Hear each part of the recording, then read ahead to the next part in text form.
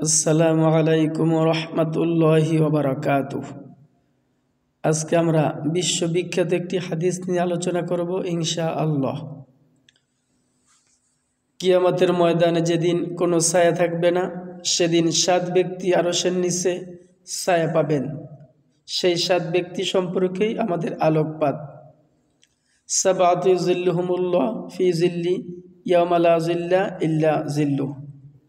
কিয়ামতের ময়দানে যেদিন কোনো ছায়া থাকবে না, সেদিন 7 ব্যক্তি আল্লাহ সুবহানাহু ওয়া তাআলার আরশের নিচে ছায়া পাবেন। নাম্বার 1 হচ্ছে ইমামুন আদিল, ইনসাফকারী শাসক, ন্যায় বিচারক, ন্যায়পরায়ণ শাসক। রাষ্ট্রের মধ্যে, সমাজের মধ্যে, পরিবারের মধ্যে, এলাকার মধ্যে যিনি ইনসাফ ভিত্তিক শাসন ব্যবস্থা পরিচালনা করেছেন। শাবুন নাশাউন ফি ইবাদাতিল্লাহি তাআলা, ওই ব্যক্তি। দ্বিতীয় নাম্বার হচ্ছে ওই ব্যক্তি যার যৌবন বয়সটা আল্লাহ সুবহানাহু ওয়া তাআলার পথে অতিবাহিত হয়েছে।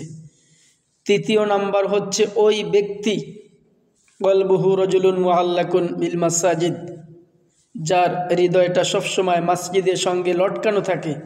জোহর পড়েছি, কান খাড়া করে রাখবো আসর কখন আজান হয়, সেই ব্যক্তি।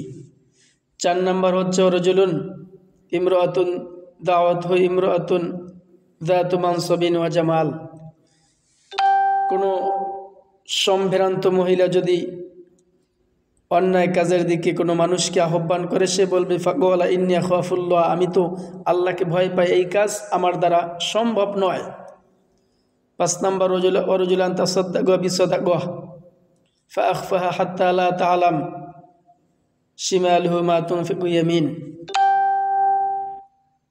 ওই ব্যক্তি যার ডান হাত দান করে, বাম হাতও জানে না। আর একজন হচ্ছে অরজুলান যাকারাল্লাহু খালিয়ান ফাদাদ আইনাহ, নির্জনে যিনি আল্লাহ সুবহানাহু ওয়া তাআলার ভয়ে কাঁদতে থাকেন, চোখ দিয়ে অশ্রু পড়তে থাকে, পানি পড়তে থাকে। ওই ব্যক্তি কিয়ামতের ময়দানে আল্লাহ সুবহানাহু ওয়া তাআলার আরশের নিচে ছায়া পাবেন।